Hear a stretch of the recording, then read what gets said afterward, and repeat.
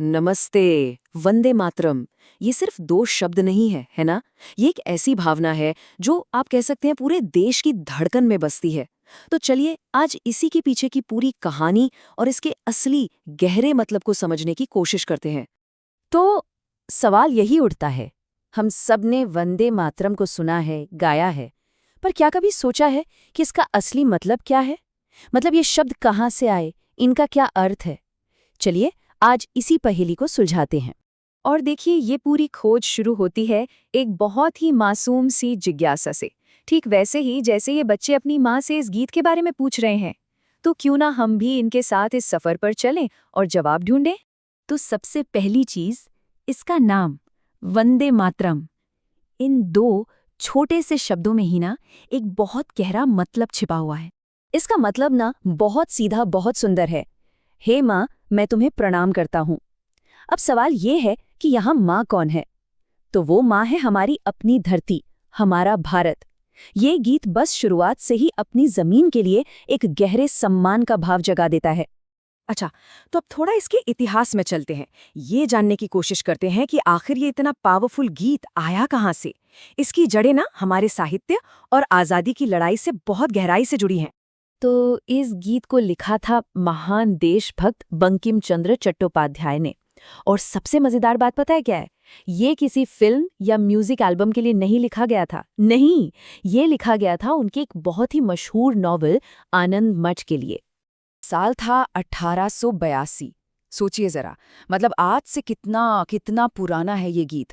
और शायद यही वजह है कि भारत की आज़ादी की लड़ाई के समय ये क्रांतिकारियों और आम लोगों के लिए सिर्फ एक गीत नहीं बल्कि एक जबरदस्त नारा बन गया। देखिए, वंदे मातरम सिर्फ एक नारा या सिर्फ दो शब्द नहीं है। ये तो शब्दों से हमारी मातृभूमि की एक जीती जागती, एक बेहद खूबसूरत तस्वीर बनाता है, उसे एक माँ का रूप दे देता है। यहीं से हमें भारत माता का कॉन्सेप्ट मिलता है। ये वो सोच है जहां देश सिर्फ जमीन का एक टुकड़ा नहीं रह जाता, बल्कि एक देवी माँ बन जाता है। और सच कहूं तो यही इमोशनल कनेक्शन इस गीत की असली आत्मा है। ये गीत पता है क्या करता है? ये भारत के पूरे नक्शे को, इसके भूगोल को एक खूबसूरत कविता में बदल देता है। जमीन अब सिर्फ जमीन नहीं रहती, बल्कि एक जीवित शरीर बन जाती है जिसकी पूजा की जा सके। इस गीत में जो कल्पना की गई है वो कमाल की है। जरा सोचकर देखिए, हिमालय वो भारत माता का मुकुट है। विंध्य और सह्याद्री जैसी बड़ी बड़ी पर्वत श्रृंखलाएं, गंगा यमुना जैसी पवित्र नदियां, ये सब उनके शरीर का हिस्सा हैं। और जो विशाल समुद्र है वो उनके पैर धो रहा है। क्या खूबसूरत तस्वीर है। और इतना ही नहीं, समुद्र के लिए एक शब्द इस्तेमाल हुआ है, रत्नाकर। इसका मतलब है रत्नों की खान। सोचिए, सिर्फ एक शब्द और वो हमारी धरती की दौलत और शान को कितनी खूबसूरती से बता देता है। तो इस तरह जो देश का भूगोल है, मतलब इसकी नदियाँ, इसके पहाड़, वो सिर्फ एक मैप पर बनी लकीरें नहीं रह जाती। वो एक पवित्र, एक पूजनीय प्रतीक बन जाती हैं। हमारी भारत माता, पूरी जमीन ही पवित्र हो जाती है। अच्छा, तो वंदे मातरम की ही तरह एक और बहुत शक्तिशाली प्रतीक है हमारा तिरंगा। और जैसा कहानी में बच्चे उत्सुक थे, चलिए हम भी जरा हमारे झंडे के रंगों के पीछे छिपे मतलब को समझते हैं। हमारा तिरंगा ये सिर्फ 3 रंगों का कपड़ा नहीं है ना? इसका हर एक रंग हमारे देश की एक कहानी कहता है, हमारे आदर्शों के बारे में बताता है। तो सबसे पहले सबसे ऊपर का रंग केसरिया, ये किस चीज का प्रतीक है? ये प्रतीक है त्याग का, बलिदान का और हिम्मत का। ये हमें उन हजारों लाखों आज़ादी के दीवानों की याद दिलाता है जिन्होंने इस देश के लिए अपना सब कुछ कुर्बान कर दिया। यही रंग उन सैनिकों और वीरों की बहादुरी को भी सलाम करता है जिन्होंने देश की आज़ादी और फिर उसकी सुरक्षा के लिए अपनी जान तक दे दी।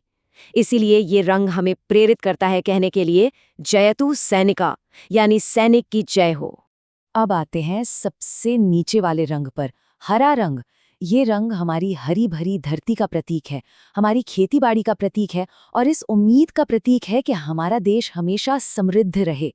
ये हरा रंग जब भी हम देखते हैं तो हमें हमारे किसान भाइयों की याद आती है, जो अपनी मेहनत से, अपने पसीने से इस धरती को सींचते हैं और पूरे देश का पेट भरते हैं। और यही रंग हमें प्रेरणा देता है कहने के लिए जयतु कृषक, यानी किसान की जय हो। तो अंत में चलिए वापस उसी गीत के मूल संदेश पर लौटते हैं।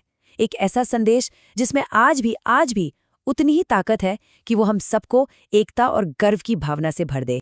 कहानी के आखिर में बच्चे एक गीत गाते हैं जो पूरी बात का सार है।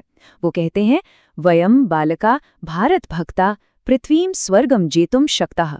इसका मतलब पता है क्या है? हम भारत के भक्त बच्चे, हम इस पूरी दुनिया को जीतकर इसे स्वर्ग बना सकते हैं। सोचिए, कितनी जबरदस्त और पॉजिटिव सोच है ये। तो आखिर में एक सवाल रह जाता है कि एक गीत जो एक सदी पहले आज़ादी का नारा बना था, वो आज हमारे लिए क्या मायने रखता है? उसका जो एकता का संदेश है, वो आज की दुनिया में हम सबके लिए क्या मतलब रखता है? ये एक ऐसा सवाल है जिस पर हम सबको जरूर सोचना चाहिए।